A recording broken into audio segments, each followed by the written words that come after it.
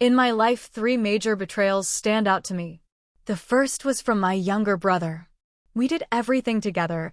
It was he and I against my father. He was younger, but quicker, smarter, and stronger. Like all kids, we had many neighborhood friends, one of whom was a damaged neighborhood bully. His name was Wally, and he spent his time working out and terrorizing all the other kids in the neighborhood. But when he got lonely, he would suck up to us so we could all hang out and play together. That worked until someone provoked him with an innocent jibe, joke, or comment, and then his fists would do his thinking for him. This happened to me one day in our yard. I can't even remember what I said, but he was on me in second, wailing the piss out of me. My brother jumped and fought him off, then told him to go home and not come back. I felt proud that my younger brother jumped in and helped me. But the very next day, Wally came to our house and told my brother that there was a town canoe competition and that he wanted my brother to be his partner. Without a second thought, my brother agreed. I was absolutely astonished at the betrayal. Not even 12 hours had gone by. My brother is very, very competitive. They won the race. And so began the separation of our brotherhood, something that got worse and worse as time went on and we got further and further distant in every way. I guess maybe it was a reflection on his character, because as he got older he became even smarter, even quicker, and totally evil. I no longer have contact with him and haven't seen him in years. If I saw him walking down the street, I would cross to the other side. He does unspeakable evil for the US government, and those who think it doesn't happen would be wrong.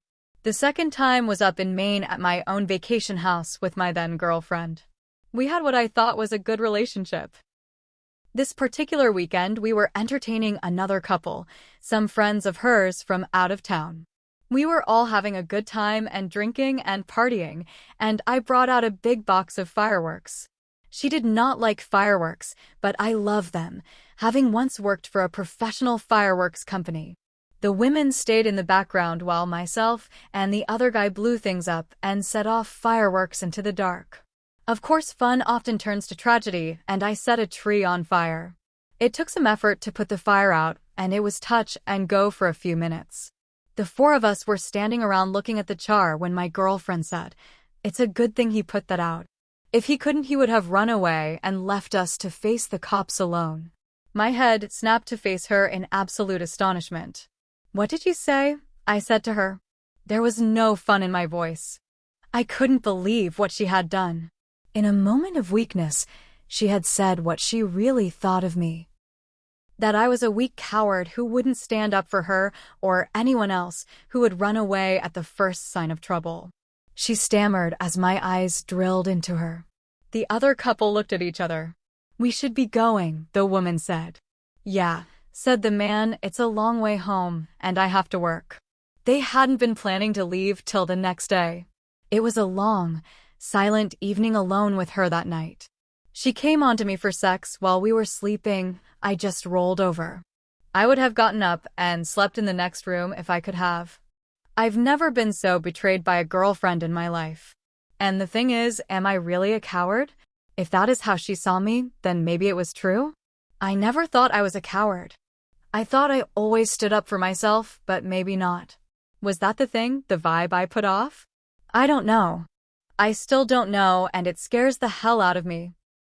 The third time I was betrayed was by one of my best and oldest friends, a man I had known almost my entire life, someone I had a lifetime of fun and exciting experiences with, someone I had shared my most intimate thoughts and fears with in a way I don't normally do. When he went to jail for some stupid thing he did, I stood by him the entire time, took a great deal of abuse and ridicule for supporting him. Other than family, I was the only friend he had that ever made the effort to visit him in Rikers, which I have written about anonymously here on Quora.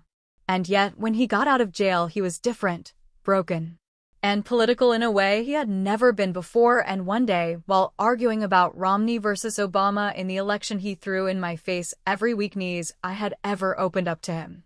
They were lined up and cataloged as if he had kept a list. I was blindsided. I expected to be called a stupid asshole or even an clueless Obamabot or any one of 1,000 other cutting insults we would have laughed off after the election no matter who won. But to have all those things I told him in confidence thrown back at me was too much. I've written about this on Quora before. I told him to go have a good life. I've never talked to him since, which is too bad since I love his father very much and still visit him occasionally. God, it hurts to write of these things.